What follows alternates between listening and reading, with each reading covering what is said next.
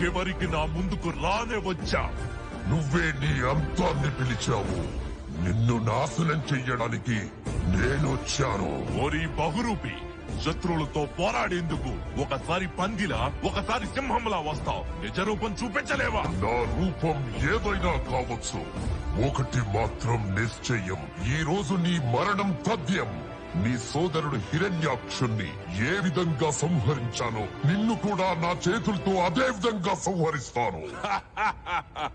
శత్రువుని సంహరించగలిగే సత్తా లేనివాడే ఇలాంటి బెదిరింపు మాటలు మాట్లాడతాడు.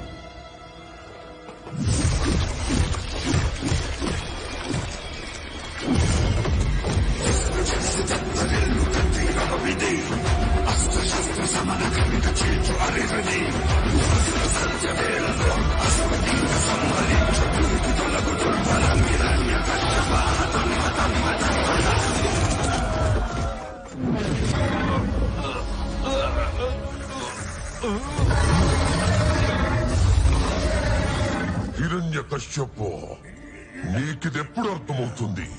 నేనే ఈ జగత్తుకు తండ్రినని. బ్రహ్మదేవుడు నా సృష్టి, నేనే సృష్టికర్తను, నేనే భగవంతుడిని. మూర్ఖుడా, నన్ను చూడు. నేను నరుణ్ణి కాదు, మృగాన్ని కాదు. నేనే నరసింహ. అస్తమిస్తున్న సూర్యుణ్ణి చూడు. ఇప్పుడు పగలు కాదు, రాత్రి కూడా కాదు. నువ్వు గృహం లోపల లేవు, అలాగే వెలుపలా లేవు. చూడు, నువ్వు గడప మీదున్నావు. నువ్వు భూమి మీద లేవు, ఆకాశంలో లేవు. నువ్వు నా తొడల మీద ఉన్నావు. ఇక శస్త్రం సంగతి విను.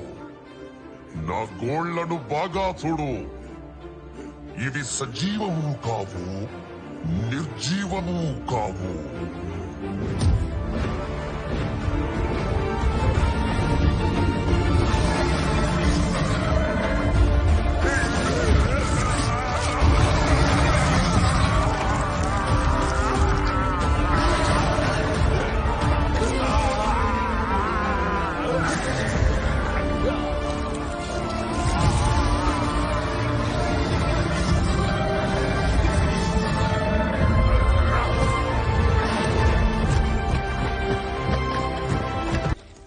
దయచేసి శాంతించండి ప్రభు.